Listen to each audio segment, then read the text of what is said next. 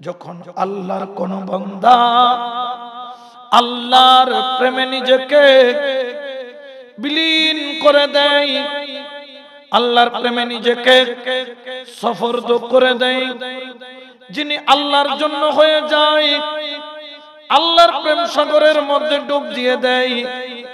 প্রেম কিন্তু দুই প্রকার রয়েছে, একটা হলো একতরফা প্রেম, আর একটা হলো দোতরফা প্রেম। একটা হলো আমি একজনকে ভালোবাসি, তিনি কিন্তু আমাকে ভালোবাসতেও পারে, নাও বাসতে পারে।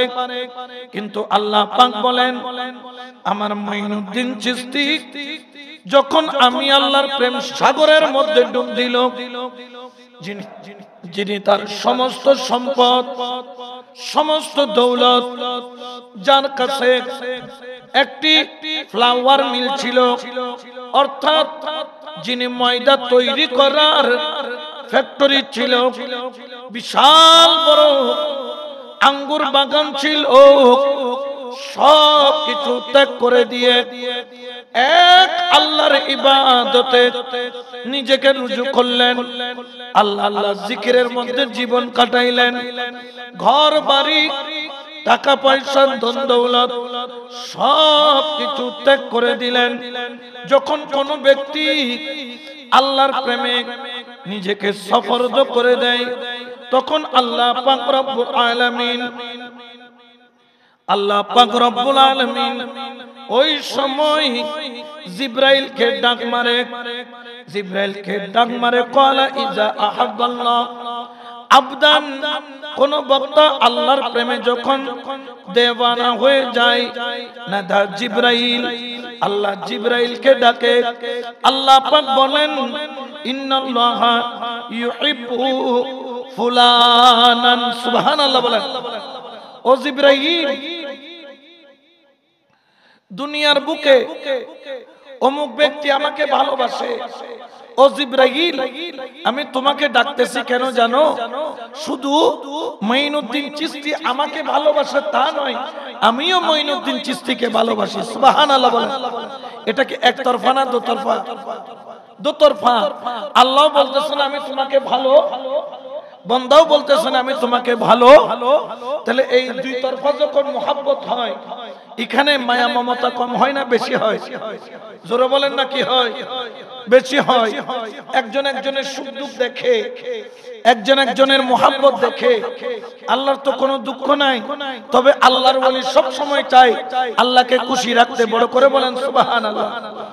আমার আল্লাহ পাক রব্বুল আলামিন বলেন, ফাহিব্বাহু ফায়ুহিব্বু জিবরাইল, আল্লাহ পাক বললেন, ও জিবরাইল, আমি আমার মঈনুদ্দিনকে মুহাব্বত করি, শুধু আমি করলে হবে না। ও জিবরাইল, আমি আল্লাহ মঈনুদ্দিন চিশতিকে মুহাব্বত করি, তুমিও মঈনুদ্দিন চিশতিকে মুহাব্বত করো। আল্লাহ হুকুম করছেন কাকে? হযরত জিবরাইলকে। তো আল্লাহর হুকুম কি হযরত জিবরাইল অমান্য করতে পারে? কারণ এটা হুকুম কার? আল্লাহর। তখন জিবরাইল আলাইহিস সালাম ফায়ুহিব্বু জিবরাইল, জিবরাইল বলেন, ইয়া আল্লাহ, আপনি যাকে ভালোবাসেন আমি জিবরাইলও তাকে ভালোবাসি। ফায়ুনাদি জিবরাইল ফি আখিলিস সামা, জিবরাইল আসমান জগতের মধ্যে আছে এবং ফেরেশতাদেরকে ডাক মারে। ডাক মাইরা বলে, ও ফেরেশতা শুনো, ইন্নাল্লাহা ইউহিব্বু ফুলানান ফাউহিব্বুহু আহলুস সামাই। বলতেছেন, ও ফেরেশতারা শুনো, হিন্দুস্তানের মধ্যে মঈনুদ্দিন চিশতি নামের একজন আল্লাহর ওলি আছেন, যাকে আল্লাহ ভালোবাসেন, আমি জিবরাইলও ভালোবাসি। আমি জিবরাইল আল্লাহর পক্ষ থেকে সংবাদ এনেছি। ও ফেরেশতারা, তোমরাও ওই মঈনুদ্দিনকে মুহাব্বত করো। বড় করে বলেন সুবহান। তাহলে বোঝা যায় আল্লাহর ওলিকে আল্লাহ ভালোবাসেন, জিবরাইলও ভালোবাসেন, ফেরেশতারাও ভালো। তাহলে আর এই মুহাব্বত কি ছোটখাটো মুহাব্বত থাকে? না, তখন কি করেন? সুম্মা ইউদাউ লাহু কুবুলু ফিল আরদে, তখন ওই ফেরেশতারা কি করে জানেন? কোথায় আজমির শরীফ আর কোথায় বাংলাদেশ চট্টগ্রাম, এটা কি কাছে না দূরে? কিন্তু এখানেও খাজা গরিবে নওয়াজের ভক্ত আছে না নাই? রজব মাস আসলে খাজা বাবার ওরস হয় কি হয় না? এলাকায় এলাকায় পাড়ায় পাড়ায় কিছু না পারলেও একটা মুরগি জবে করে হলো ঘরের মধ্যে একটু খাজা বাবার নামে কি দেয়? ফাতেহা। ফাতেহা করে কি করে না? তো ওনাকে জিজ্ঞেস করলে আপনি আজমিরে গেছেন, কয় না। তো খাজা বাবা কোন দিন জন্ম জানেন? বলে এটাও জানি না। তো আপনি ওনাকে দেখছেন? বলে না। বলছে আমি দেখা দূরের কথা, আমার বাপের বাপও দেখে না, কারণ তিনি তার ওরস চলতেছে প্রায় 810-15 বছর হয়ে গেছে, যার ওরস হচ্ছে, মানে উনি ইন্তেকাল করেছেন কম করে হলো 800 বছর। তো 800 বছর আগে কি আপনার আব্বা ছিল, দাদা ছিল, বড় দাদা ছিল, বড় দাদার আব্বা ছিল? ছিল না। তো খাজা বাবার এত প্রেম কেন? এই আল্লাহ সেটা বলে দিতেছেন। বলতেছে জানো, আসমানের ফেরেশতাদেরকে বলে দেও, ও ফেরেশতা যাও এলাকায় এলাকায় গিয়ে, পাড়ায় পাড়ায় গিয়ে, মহল্লায় মহল্লায় গিয়ে, জমিনের ঘরে ঘরে গিয়ে মানুষের অন্তরে আমার মুঈনুদ্দিন নামটার মহব্বত মানুষের হৃদয়ে ঢুকিয়ে দাও। বড় করে বলে সুবহানাল্লাহ। তাহলে আল্লাহর ওলিকে যে আমরা মহব্বত করি, মূলত এটা আমাদের কারণে নয়, এটা কে দিয়েছেন? আল্লাহ। এই জন্য আমি সব সময় বলি, যারা ওলি আল্লাহ মানে না, এদের মতো মুনাফিক, এদের মতো বেঈমান আর দুনিয়াতে। তারা বলেন যে মাজার মানার দরকার নাই। অনেকে আবার মাজারের দান বাক্স দেখলো কি হয়ে যায়? নারাজ হয়ে যায়। বলে মসজিদে এই মাদ্রাসায় দিবেন, মাজারে দেওয়ার দরকার কেন? মাজার থেকে কি ভালো কাজ হয় না? যেমন গত কয়েকদিন আগে বিশ্ববলি হযরত সৈয়দ জিয়াউল হক মাইজ ভান্ডারী খসরু শরীফ গিয়েছেন। ওই খসরু শরীফের দিন শুধু দরবার থেকে 55,000 ইয়েতিম, দুস্থ পরিবার এবং বৃদ্ধাশ্রমে যারা আছেন 55,000 মানুষের জন্য, এতিমের জন্য মাদ্রাসায় মাদ্রাসায় খাবারের ব্যবস্থা করেছেন। সুবহানাল্লাহ বলেন। কত হাজার? শুধু দরবার থেকে করেছেন, বাকিগুলো বাদ দিলাম। শাখা কমিটি যেগুলা করেছে ওগুলা বাদ দিলাম। শুধু দরবার থেকে করেছেন কত হাজার? 55,000। আচ্ছা বলেন তো 55,000 মানুষকে এক বেলা গোস্ত দিয়ে যদি আপনি ভাত খাওয়াইতে চান, এগুলা কি লাখ টাকায় হবে? কম করে হলো 2-2.5 কোটি টাকা খরচ। তো এগুলা টাকাগুলা যাচ্ছে কোথায়? মাজারে যখন দেয় এই টাকাটা দোস্ত মানবতার সেবায়, গরিবের খাতায় এগুলা খরচ হয়। বড় করে বলেন সুবহানাল্লাহ। এরপর অনেকে বলেন মাজারে দেওয়ার দরকার না। আমি বলি মাজারও দেওয়ার দরকার আছে, মাদ্রাসায়ও দেওয়ার দরকার আছে, মসজিদও দেওয়ার দরকার আছে। মাদ্রাসায় কেন দিবেন? কারণ মাদ্রাসায় এতিম ছেলে পেলে থাকে, তাদের আপনার দান অনুদান দিয়ে এতিম ছেলেদের খোরাকি চলে। মসজিদে কেন দিবেন? মসজিদে দিবেন এখানে কিন্তু যাকাতের টাকা, ফিতরার টাকা মসজিদে দেওয়া যায়। রোডে কুড়িয়ে পাওয়া টাকা কখনো মসজিদের দান বাক্সে দিবেন না। বোধ কেউ কি করে রোডের মধ্যে তোয়াই ফাইলে টিয়াই বিক্রি করে দেয়, মসজিদুর দান বাক্স ঢুকাই দেয়। আল্লাহ কারো পুরানো টাকা পছন্দ করে, আপনার ওন নিজের কামানো টাকা থেকে আপনি আল্লাহর রাস্তায় ব্যয় করবেন। আল্লাহ আমাদেরকে সেই তৌফিক দান করুক, বলেন আমিন। মাজারে কেন দিব? কারণ একটা মাজার যখন আছে, ওই মাজারে কারেন্ট বিল আছে না? আপনি যে জিয়ারত করেন, ওখানে যে বসেন, বসার যে ব্যবস্থা হয়েছে, ওখানে একজন খাদেম আছে না নাই? প্রত্যেক দিন লঙ্গরখানা চলে কি চলে না? ওখানে যত মানুষ যায় তাদের জন্য খাবারের ব্যবস্থা হয়। যেমন কুতুবদিয়ার মালিক শাহ দরবারে যান, প্রত্যেক দিন প্রতিবেলা কি হয়? হাজার হাজার মানুষ খাওয়ানো হয়। এগুলা খাওয়ানো হয় কি? এগুলার টাকা কি সরকার দেয়? সরকারে দেয়, এমপি দেয়, এই আরব মৌলাই সব যেগুলো মাজারের বিরুদ্ধে হয়ে গুনে দেয় না কোনো। এই যে লক্ষ লক্ষ মানুষকে বছরকে বছর খাওয়াইতেছেন, একজন গরিব আপনার দুয়ার আসলে চারটা ভাত পাই না, তার জানা আছে যে মালিক সাহেব হুজুরের দরবারে গেলে অন্তত পক্ষে 2 বেলা কি করতে পারবো, খেতে পারবো। তো মানুষকে খাওয়ানো এটা কি গুনার কাজ না সওয়াবের কাজ? সওয়াবের কাজ। আমরা তো অনেকে খাওয়াইতে চাই, যেমন হযরত ইব্রাহিম খলিলুল্লাহ, তিনি মুসাফির ছাড়া কোনো খাবার খেতেন না। প্রতিদিন দুপুর বেলা তিনি রোডের মধ্যে দাঁড়িয়ে থাকতেন।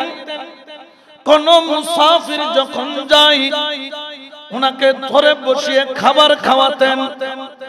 সবাই বলতো মুসাফির একদিন খাওয়াও, 2 দিন খাওয়াও, ঠিক আছে, কিন্তু প্রতিদিন কেন খাওয়াও? আমার হযরত ইব্রাহিম আলাইহিস সালামকে বললেন প্রতিদিন কেন খাওয়াও? ইব্রাহিম আলাইহিস সালাম বলেন, ও দুনিয়ার মানুষ শুনো, একটা মানুষ যখন ক্ষুধার্ত থাকে, যখন তুমি তাকে খাওয়াবা, আল্লাহ পাক রব্বুল আলামিন ক্ষুধার্ত ব্যক্তিকে খাওয়াইলে এত বেশি খুশি হয়, আমি আল্লাহকে অন্য কোন কাজে এত খুশি হইতে দেখি নাই। সুবহানাল্লাহ বলেন। তাহলে মানুষকে খাওয়াইলে খুশি হয় কে? আল্লাহ। তো ইব্রাহিম খলিলুল্লাহ প্রতিদিন দাঁড়ায় থাকেন। একদিন উনি কোন লোক পাচ্ছেন না, হঠাৎ করে একদিন সন্ধ্যা হয়ে যাচ্ছে, একটা লোক যাচ্ছে। মুসা আলাইহিস সালাম তাকে অনুরোধ করলেন, হুজুর যদি আপনি মেহেরবানি করে আমার সাথে 4টা খানা খান আমি খুব খুশি হব। তো এইরকম করে যখন বলতেছে, ইব্রাহিম আলাইহিস সালামের খুশি লাগতে, ওই ব্যক্তির কি খুশি লাগে না বেজার লাগে? এত করে অনুরোধ করতেছে, না খাইয়ে কোন উপায় আছে? মাঝে মধ্যে আনারে 2-1 জায়গা খাবার খাওয়ায়, কেন 2 বার দব দিয়ে 2 জায়গা ইন্ডিও যায়, এখন পরে ইন্ডিও যায়, আমি দবাইতে সিবি কিল্লা খাবো, ফ্যাট টুকবো, ফ্যাট তো ডুবো না, হজর না খাইলে কি হয়ে যায়? মানে তোর গুসাই বেললে, এটা গুসা নয় বেলে আতর ডায়রি হয়ে যায়। একটা মানুষকে 2 বার খেতে পারে নাকি?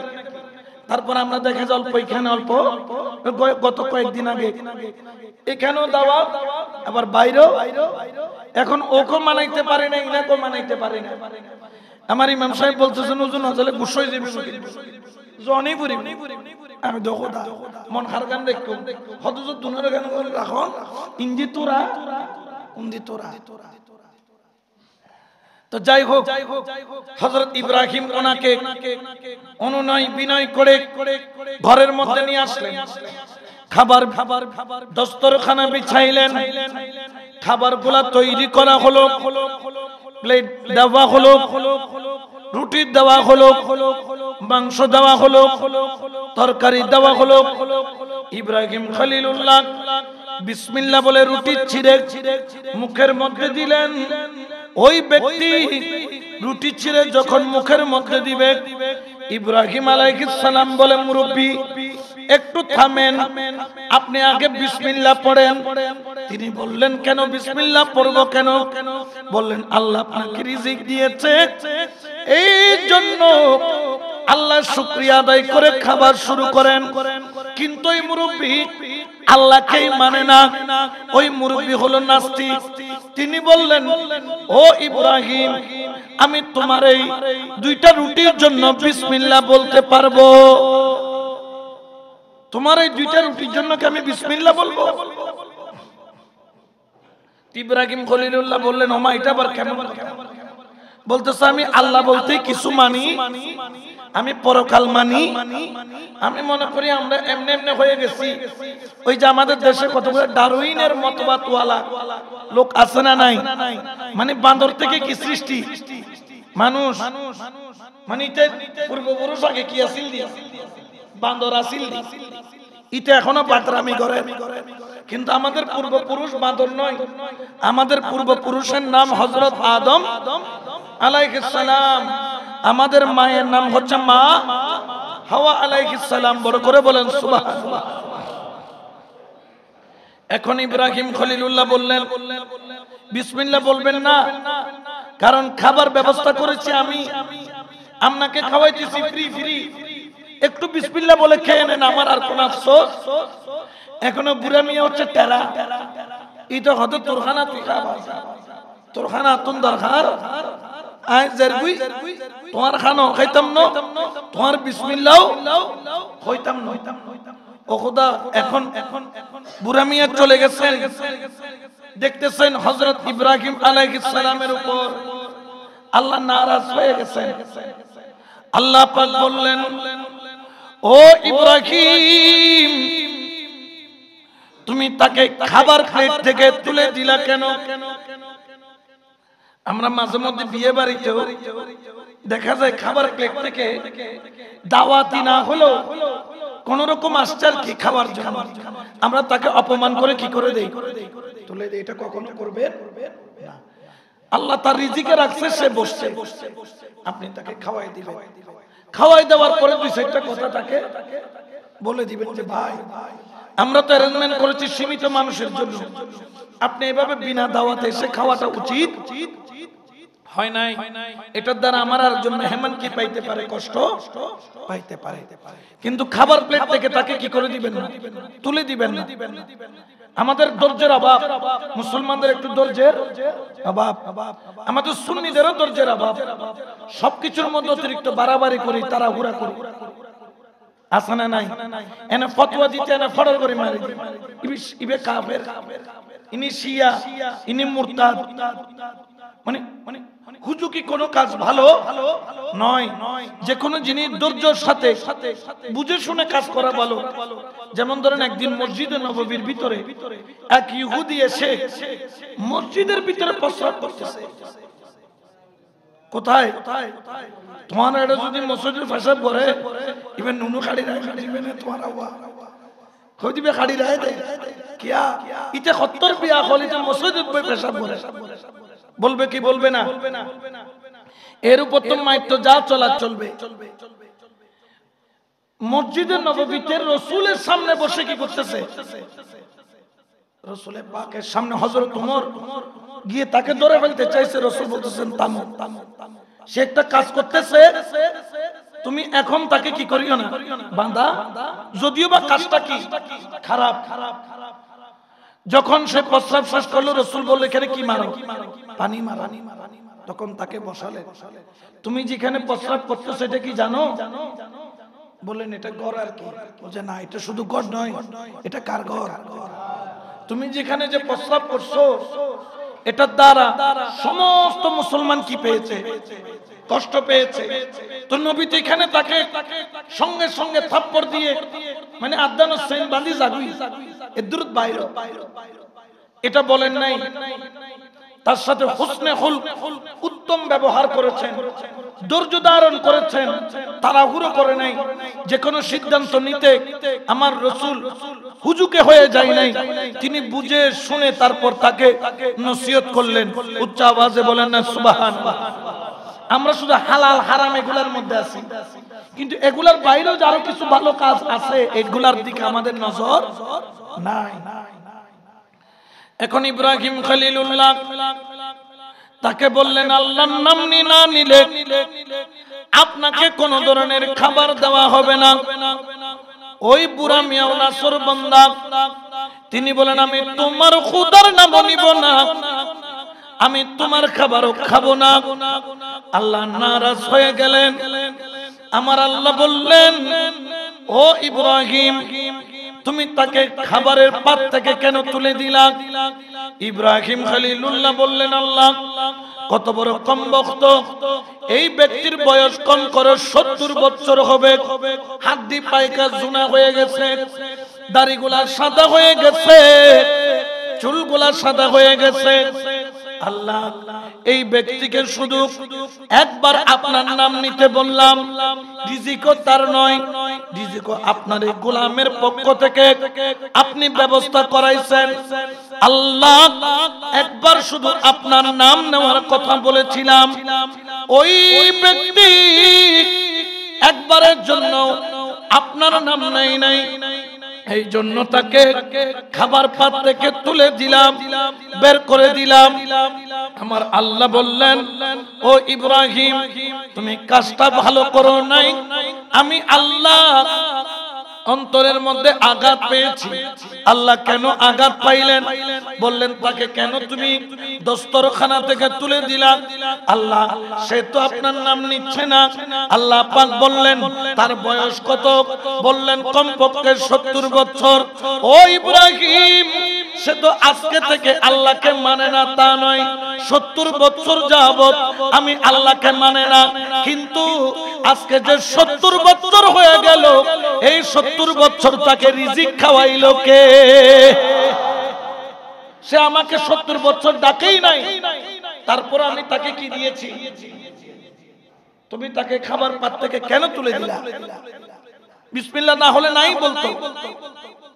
এই জন্য দেখবেন ওলি আল্লাহর দরবারে জাতি, ধর্ম, বর্ণ নির্বিশেষে সকলকে কি দেয়।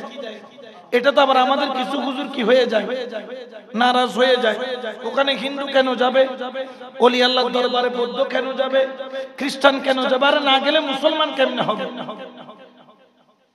তুমি নিজেও বানাও না, আরেকজনকে বানাইতো দাও না। তো ওনারা ওলি আল্লাহর দরবারে যাবে, আস্তে আস্তে বুঝবে আল্লাহর ওলি হক। যেরকম ইব্রাহিম খলিলুল্লাহ, তিনি আল্লাহকে খুঁজে নিয়েছিলেন কিভাবে? বড় একটা কাজ দেখছে, মনে হয় এটা খোদা। এরপরে দেখা গেল বড় খোদা, 210 বছর পরে ঠাডার একটা যখন পড়ছে, খোদা কি হয়ে গেছে? খোদা মরে গেছে, ফাদারে সব জড়ে গেছে, বুঝে না, এটা খোদা হইতে পারে না। এরপরে সূর্যকে খোদা মনে করছে, সূর্য ডুবে গেছে, বলছে খোদা তো ডুবতে। এরপরে চন্দ্রকে মনে করছে, সূর্যের আলো আসলে চন্দ্রের কোনো পাওয়ার এটা হতে পারে না। পাথরকে মনে করছে খোদা। দেখতেছেন হাতুড়ি দিয়ে এক বাড়িতে পাথরকে টুকরা করে ফেলছে, বলে খোদাকে টুকরা করা যায়? এইভাবে তো খুঁজতে খুঁজতে কাকে খুঁজে নিয়েছে? আল্লাহকে। এই জন্য ঘৃণা দিয়ে কখনো ইসলাম প্রচার করা যায়? ইব্রাহিম খলিলুল্লাহ বললেন, আল্লাহ আমাকে ক্ষমা করেন, আমি বুঝতে পারি নাই।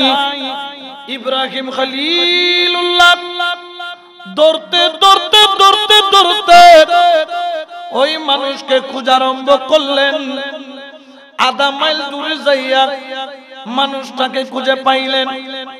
ওই মানুষটাকে পেয়ে ইব্রাহিম খলিলুল্লাহ বললেন, ও মুরব্বি, আপনি আমাকে মাফ করে দেন, আপনার বিসমিল্লাহ বলা লাগবে না, আপনি যাবেন আর খাবেন।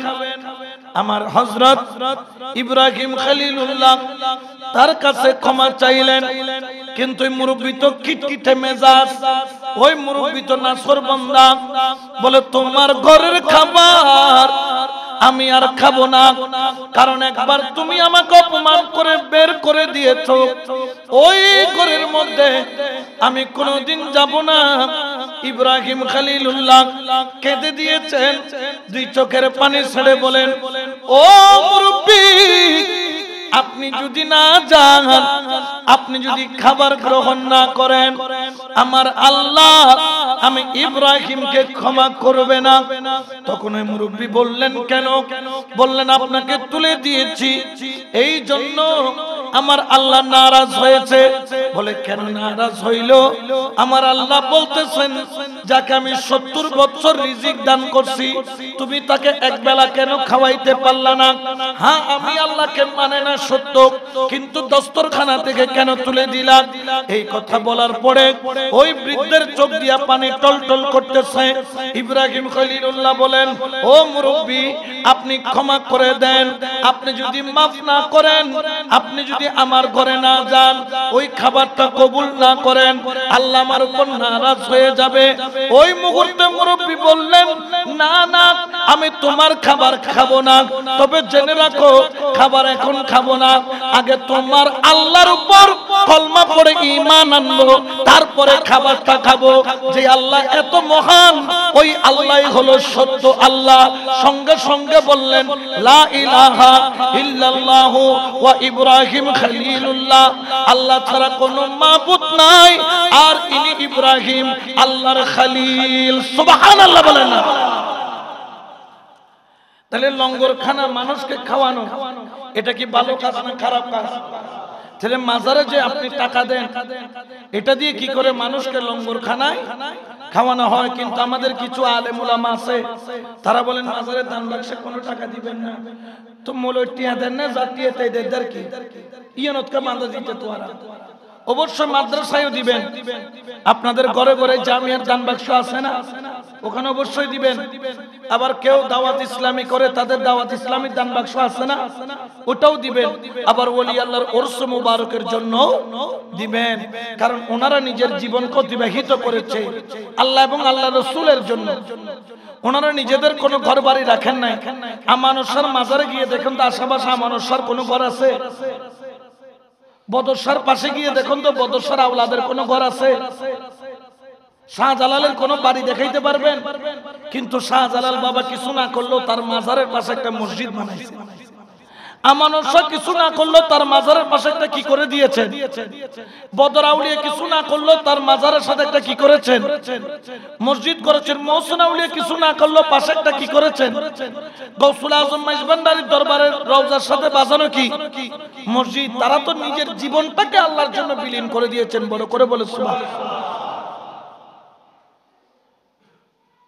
এই জন্য আপনারা আমাদের এই সুন্নিদের মধ্যে কিছু ভাই আছে যারা আমাদেরকে বলেন আমরা মাজারপন্থী সুন্নি না, আমরা কোরআন সুন্নাহপন্থী সুন্নি।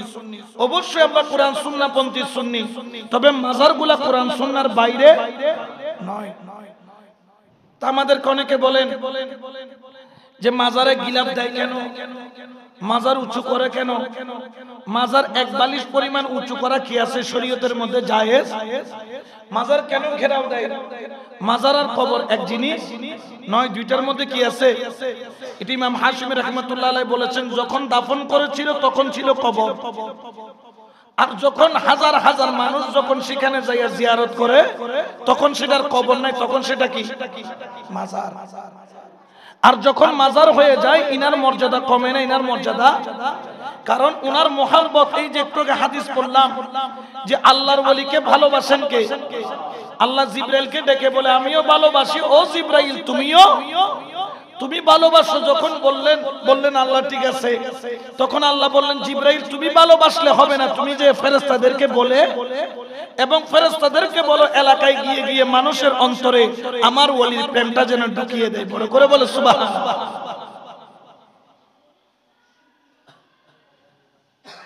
তো এই জন্য আল্লাহর ওলির দরবার অনেকের কনফিউশন একটু, অনেকে বলেন গিলাফ দেয় কেন? অন্ততপক্ষে বছরে একটা গিলাফ দেওয়া জায়েজ আছে। আল্লাহর ওলির মাজারে বছর অন্তত একটা গিলাফ দেওয়া। এই জন্য আমরা দেখবেন বাৎসরিক উরুসের দিন গিলাফ কি করি? পরিবর্তন করে আরেকটা নতুন গিলাফ দেই। এখন প্রশ্ন হলো সেখানে গিলাফ কেন দিবেন? তো আমি আপনাকে প্রশ্ন করি,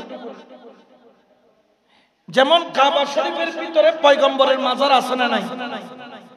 কাবা শরীফের ভিতরে হযরত ইসমাইল জবিউল্লাহ সম্ভবত এবং 400 পয়গম্বরের মাজার কাবার ভিতরে আছে। তো এখানে গিলাফ দেয় কি দেয় না কাবায়? দ্বিতীয় নম্বর পয়েন্ট হলো গিলাফ। আপনারা কোরআন শরীফের মধ্যে গিলাফ দেন না? কোরআন শরীফে গিলাফ দেয় না কেন? গিলাফ দেন এখানে কয়েকটা বিষয় আছে। আপনার বইয়ের শেলফ আছে, এখানে উপন্যাস আছে, বাংলা বই আছে, ইংরেজি বই আছে, সমাজ বিজ্ঞান বই আছে, কিন্তু তার ভিতর একটা কোরআন শরীফও। ওই কোরআন শরীফটাকে গিলাফ দিয়ে পেঁচানো হয়। কেন গিলাফ দেওয়া হয়?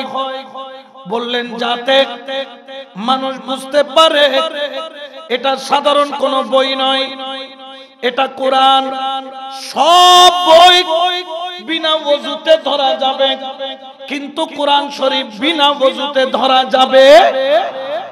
তো গিলাফ থাকলে মানুষ বুঝতে পারে এটা আমার ওযু নাই, এটা আমি ধরতে পারবো।